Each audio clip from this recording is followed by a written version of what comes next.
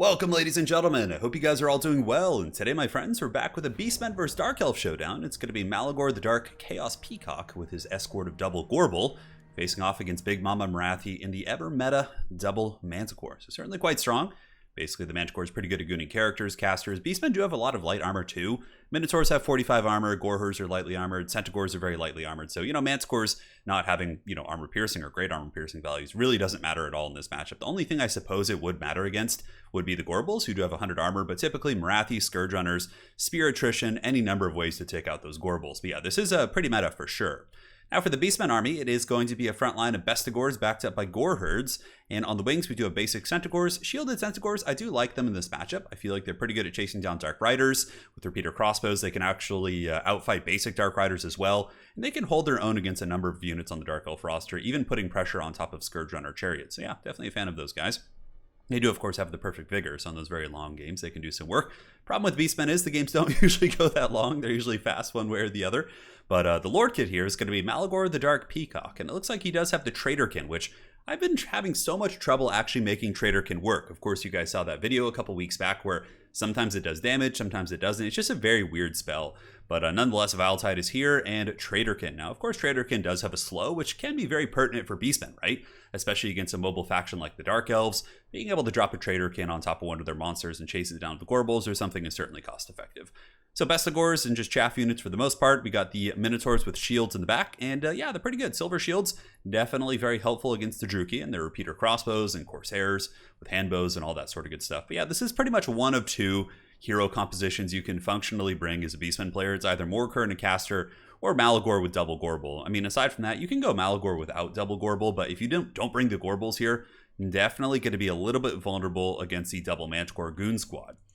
So yeah, Scourge Runner is quite good as well. They, of course, have anti-large, can do some work against a number of Beastmen rosters. The Dread Spears and Dark Elf Infantry usually do get out-traded. The Beastmen Gorherds, and especially Bestigors, of course, will be able to smash them pretty good in the front. Dark Riders on the flanks, Harvesters in the back for the double Soul Stealer with Marathi, and that appears to be it. Should be a fun game. Let's get this party started, man, and have some fun.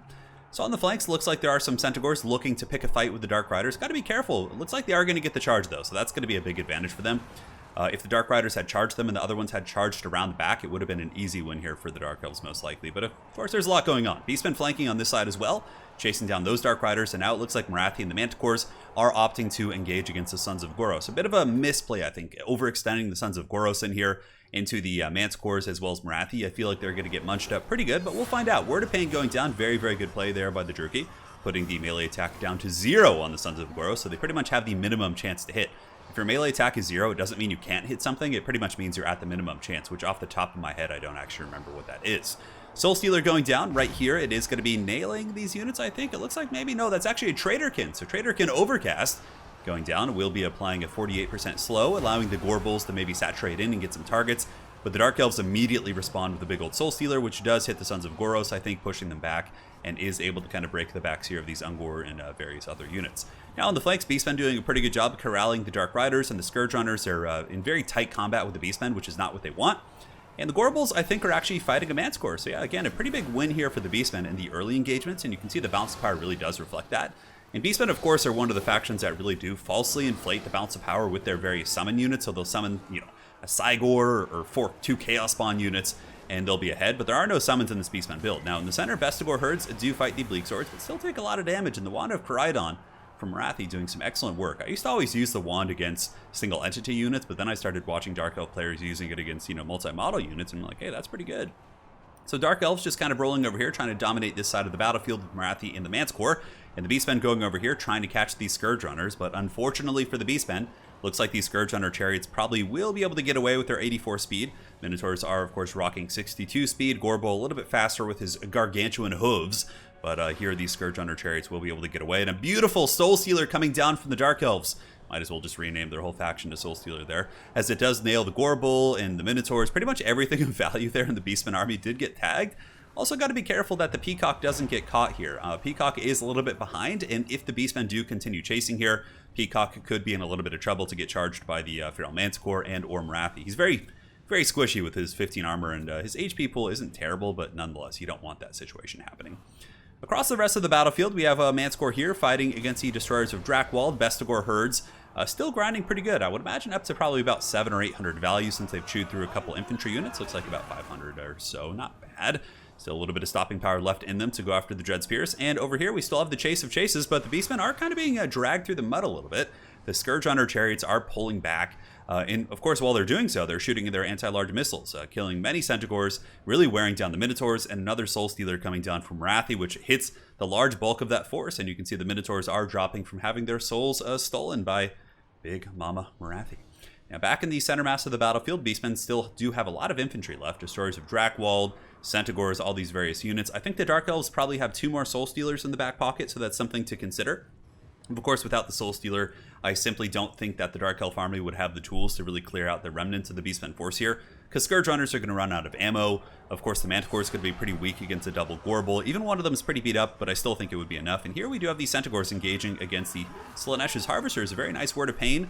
Going to mitigate much of that damage coming through, but the Harvesters are very low at this point. I don't think they're going to stay the course.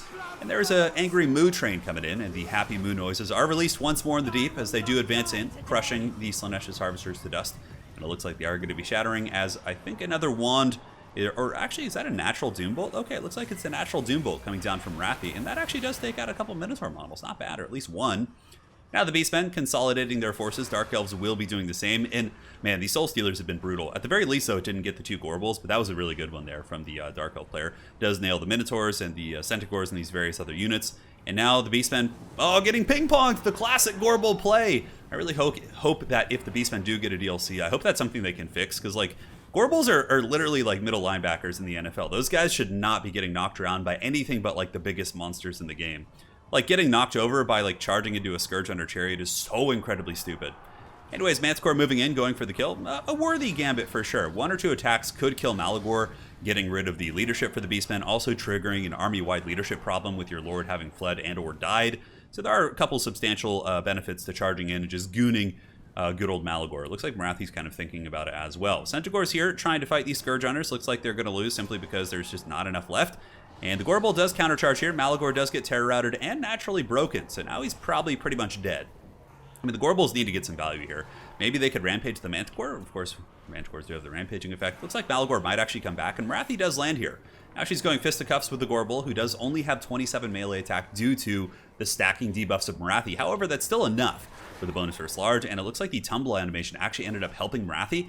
Kind of knocked her out of the blob there. Very, very unfortunate. If she had been kind of trapped there a little bit longer, she could have taken some more damage, that's for sure.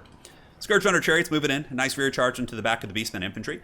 And now Big Daddy Gorbel's going to be jumping over to try and drop those big fat axes on top of the heads of the Scourge Runner. And it looks like one of the Scourge Runner models will be going down with a thunderous blow there from the Gorbels. And does Malagor survive? It does not look like it. The Peacock is being eaten for Thanksgiving here as he is hunted down by the Feral Manticore.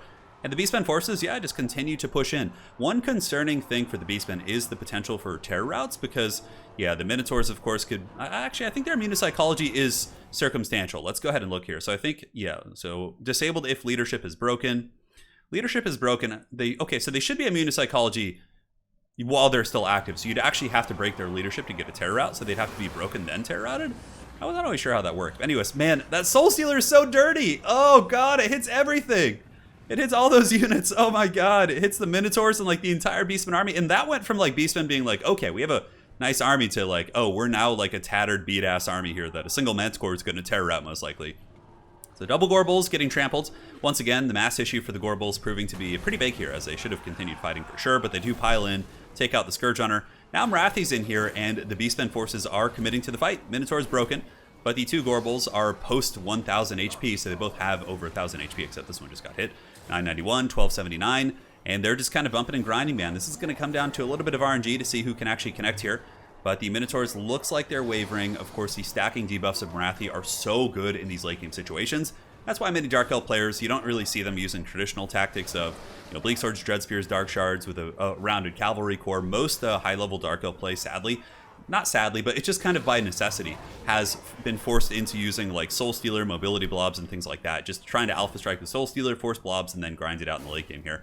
So Gorbels, man, fighting the good fight. Morathi's very, very low. The battle of the 2 haggard factions is on. Gorbels pull back on the Bounce of Power. Morathi is broken, but that Manticore is still pretty meaty, man. 900 HP. Definitely going after the Hag here is the right choice. And it looks like Morathi is going to be shattering. Beastmen do pull pretty far ahead of the Bounce of Power, but suddenly... Oh no, not like this.